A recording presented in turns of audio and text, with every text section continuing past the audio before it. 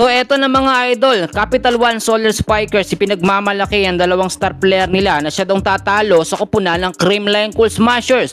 Aalamin natin kung mangyayari ba yan, kasama na rin ang iba't ibang mga detalye sa nalalapit na PBL conference. But before that, please don't forget to like and subscribe. Maraming salamat po. Well, actually, totoo naman, magaling yung dalawang star player na nakuha po ng Capital One Solar Spikers and dapat naman talagang ipagmalaki. Pero hindi ba nila naisip na nagmamatter buong team talaga ang naglalaro, hindi dalawang player lang. Nakita naman natin kung paano in-approach ng CCS etong si Gunler na makuha nila.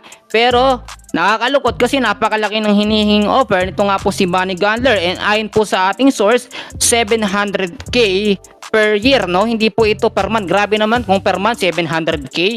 Ano yun? Grabe naman ano ka NBA player. Mga idol, ito pa.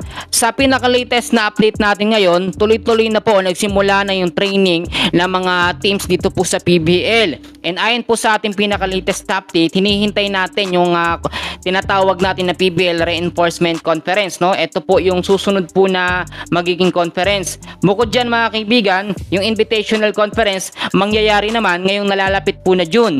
Mga first week, second week ng June, meron na po tayong update. Ang Creamline Cool Smashers po sa ngayon ay naka-ready na.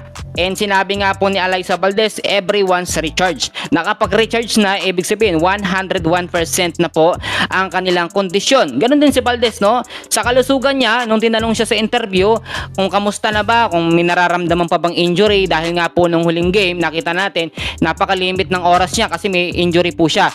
Ayon kay Valdez, 101% na recovered na siya at kayang-kaya niya nang sumabay maglaro dito nga po sa nalalapit na PBL conference. So, sino ba yung mga nadagdag na player dito sa Creamline at bakit ang Capital One Solar Spikers proud na proud at yun daw ang tatalo sa CCS, no? Si Gunler doon sa kasi Erica Santos. Well, tinalo nga lang CCS ang signal, nandoon sila dalawa.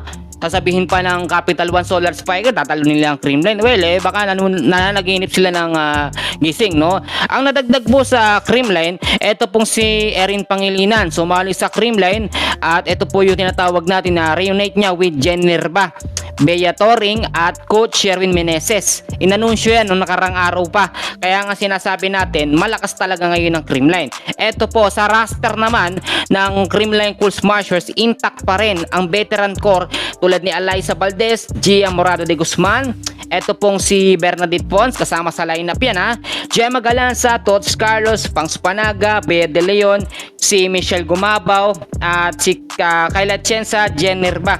Yan po yung mga player na hindi pa rin mawawala sa lineup ng Creamline Cool Smashers. And para naman doon sa sinabi ng Capital One Solar Spikers, natatalunin daw nila ang CCS. Well, tignan na lang natin ha, kasi ang CCS ho ngayon may panibagong sistema na ginagawa.